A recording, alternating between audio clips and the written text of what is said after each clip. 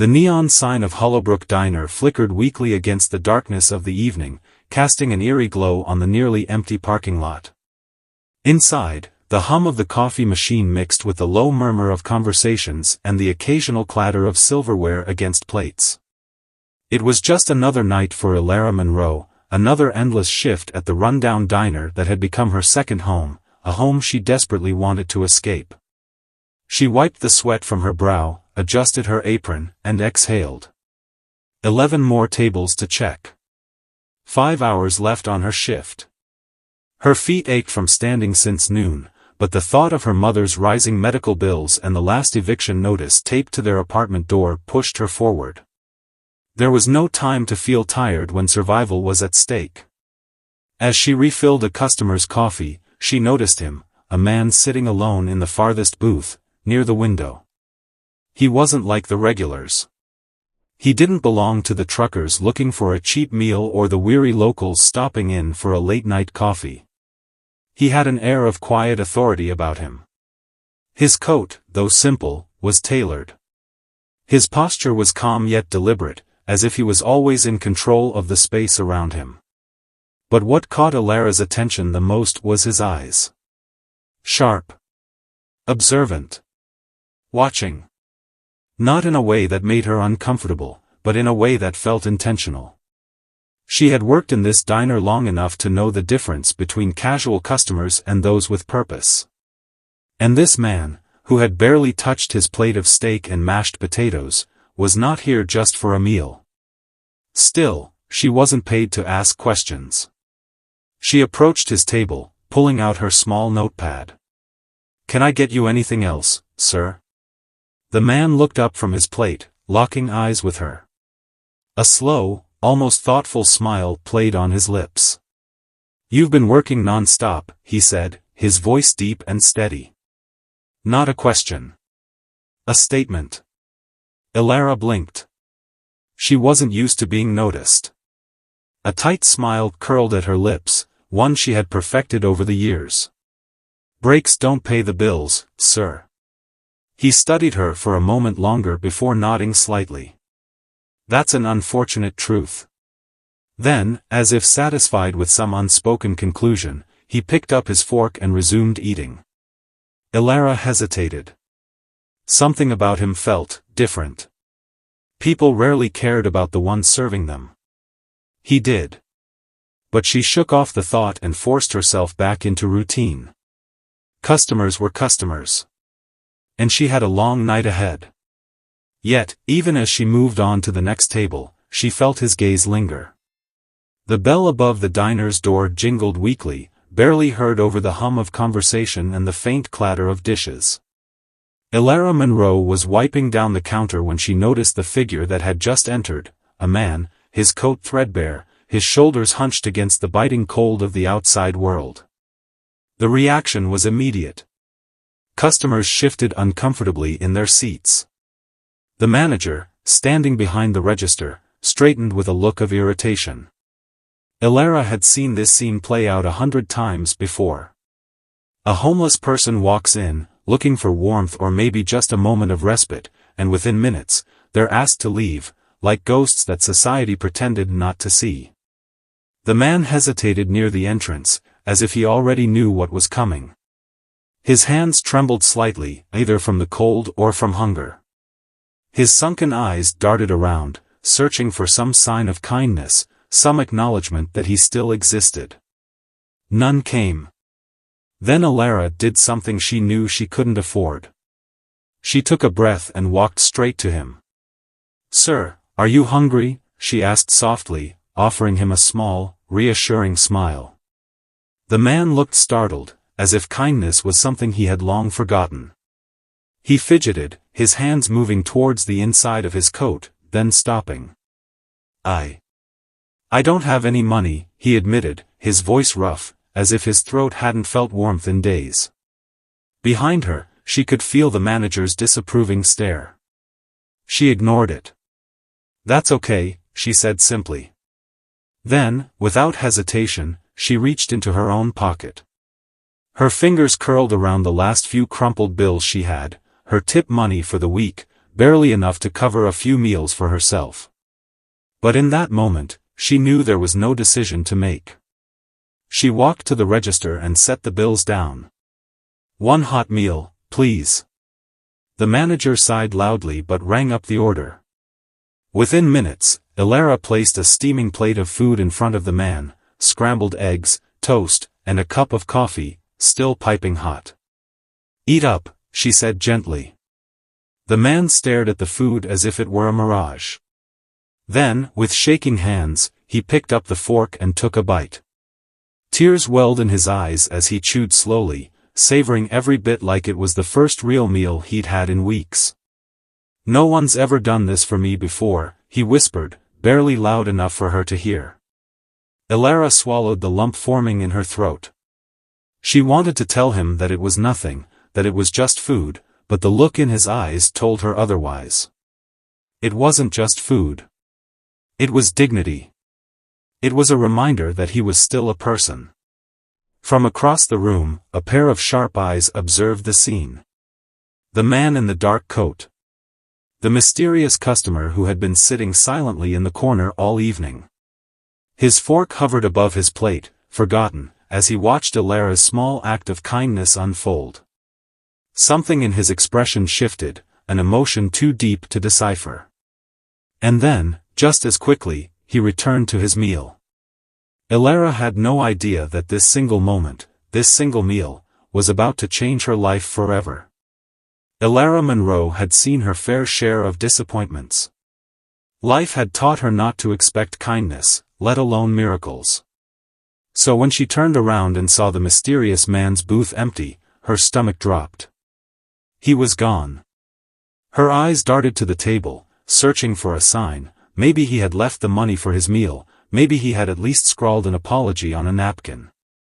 But there was nothing. Nothing except an untouched receipt and an empty plate. Her breath hitched. Did he just walk out without paying? Her manager, a grumpy middle-aged man named Lester, was already glaring at her from behind the counter. "Hey, Monroe. That guy skipped the bill?" Elara swallowed hard, panic bubbling in her chest. If he had, the cost would come out of her paycheck. She was already scraping by, losing even a few dollars could mean going hungry for the next couple of days. "No," she muttered, forcing her feet forward. "He probably just left it on the table." She grabbed the plate, her fingers numb from exhaustion. And then, she saw it. A small, folded napkin. Elara frowned, setting the plate aside and cautiously picking it up. Maybe it was just a note. Maybe he had at least left an IOU or... She unfolded it. Her world stopped. A check. At first, she thought it was a joke. A prank. Some cruel, meaningless thing that the universe had dropped in her lap to laugh at her desperation. But as she scanned the numbers, her breath turned shallow. $50,000. Her hands trembled. Her heart pounded so loudly she could hear it in her ears. This wasn't real. It couldn't be real. And then, beneath the check, scrawled in sharp, deliberate handwriting, was a single note. Kindness is never unnoticed. Change your life before it's too late. SV. Her throat tightened. Her pulse raced. She looked around wildly, hoping to catch a glimpse of him, but he was nowhere to be seen. The door swayed slightly from where someone had walked out moments before, but the street outside was empty. Gone. Elara clutched the check, her fingers curling around it like it might disappear if she let go. "Monroe." Lester barked, stomping over. "If that guy didn't pay, I swear to." She turned, eyes still wide, and shoved the napkin toward him.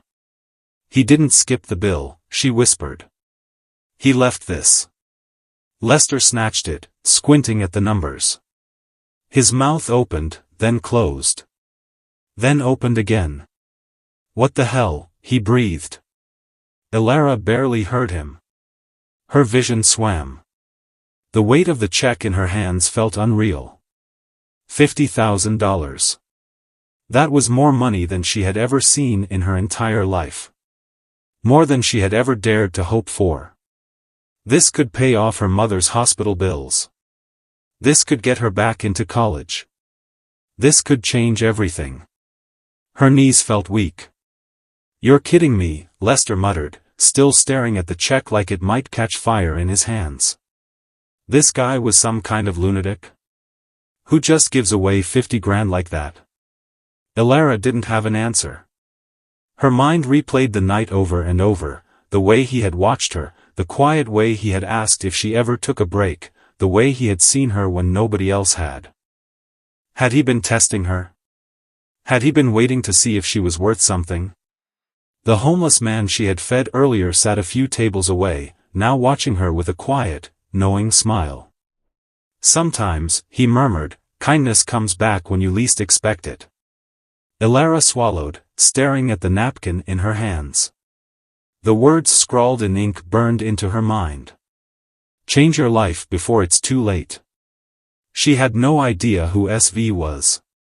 But one thing was certain. Her life would never be the same. Elara's breath came in short, ragged bursts as she pushed through the diner's heavy glass door and stumbled onto the dimly lit street. The night air was crisp, almost biting, but she barely felt it. Her mind was racing. Her hands trembled as she clutched the napkin-wrapped check against her chest, the inked numbers burning into her brain. $50,000. It didn't make sense. It couldn't be real. No one just hands a waitress that kind of money. No one. Her eyes darted around frantically. The street was mostly empty, save for the occasional flickering streetlight and the distant hum of a passing car. She spun in place, searching for any sign of the mysterious man, the customer who had been watching her all night, who had spoken barely a few words but had clearly seen more than she realized. He was gone. Her heart pounded against her ribs as she took a few hesitant steps forward, scanning the sidewalks, the shadows between parked cars, the distant neon glow of a 24-hour gas station. Nothing. It was as if he had vanished into thin air. "Who are you?" she whispered, gripping the check tighter. A strange, suffocating mix of emotions twisted inside her, shock, disbelief, fear, and something she hadn't felt in years, hope. The sound of footsteps behind her made her whirl around. It was the homeless man, the one she had helped.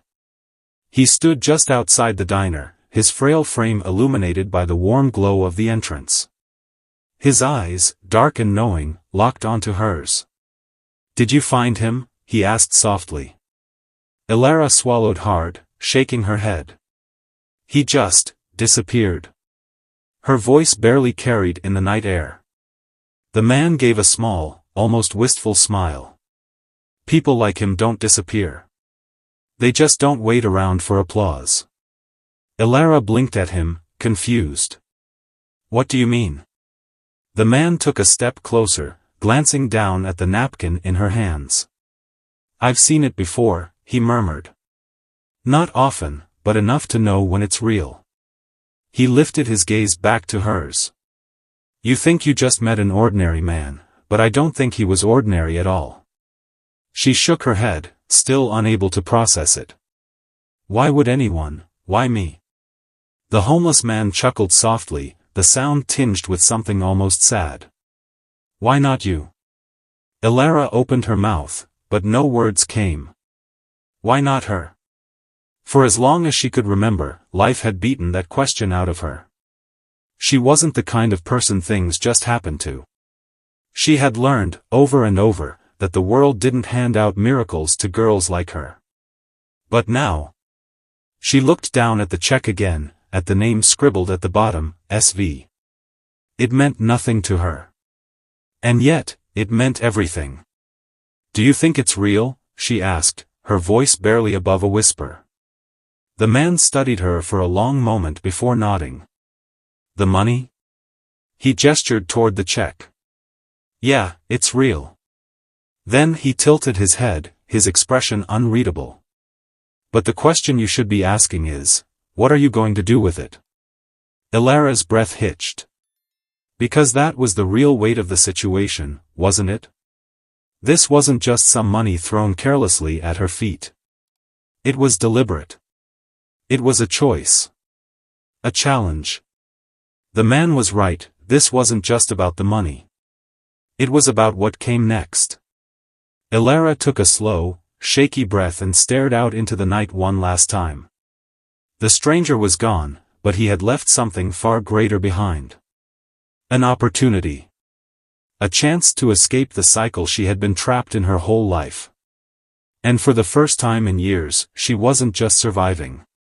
She was about to start living. Ilara sat on the edge of her tiny apartment's bed, staring at the check in her trembling hands.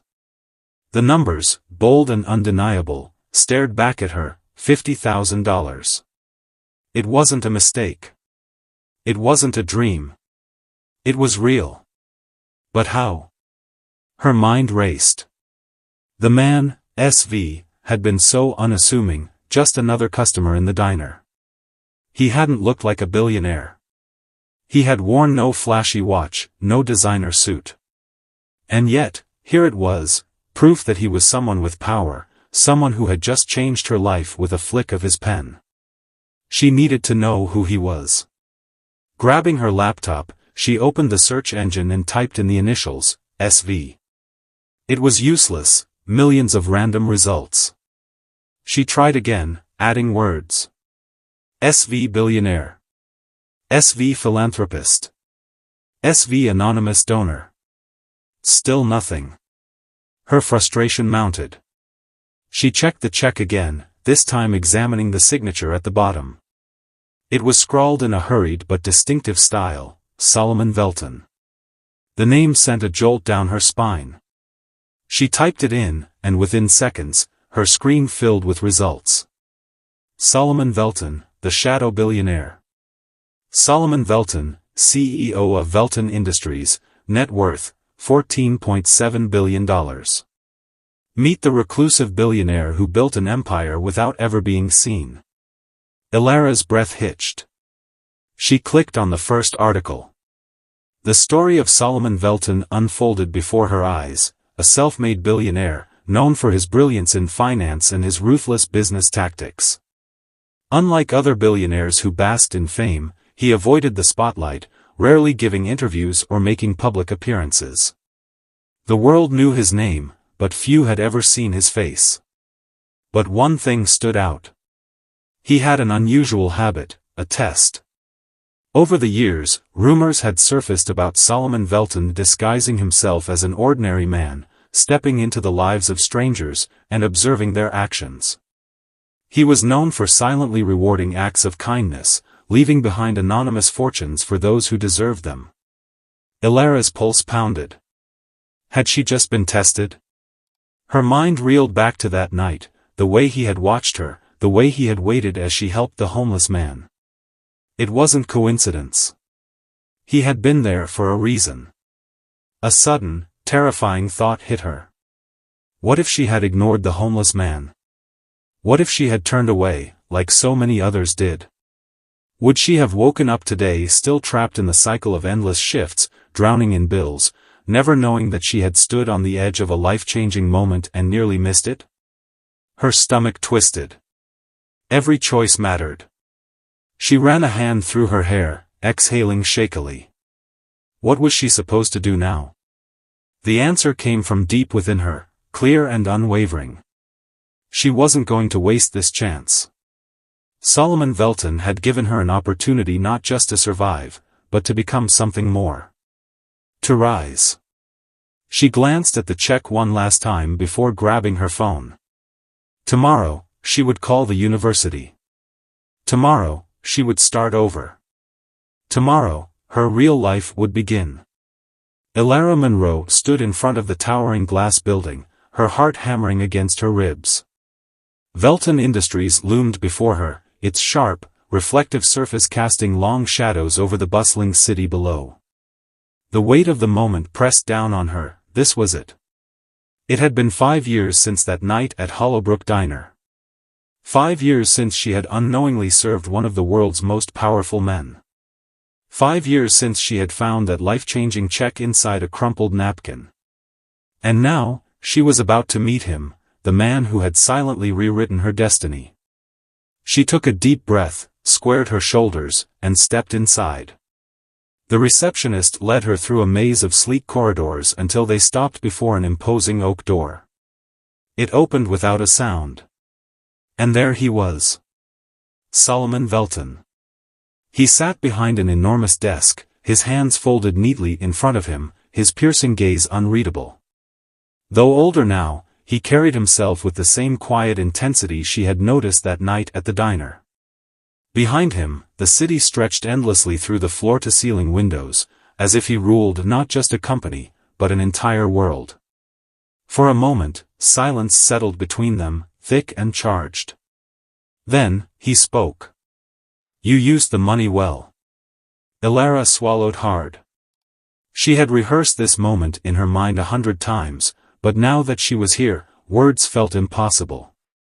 She thought of all that had happened since that fateful night, how she had used the money to pay for her mother's treatment, how she had put herself through college, how she had fought her way through sleepless nights and relentless doubts to stand here today.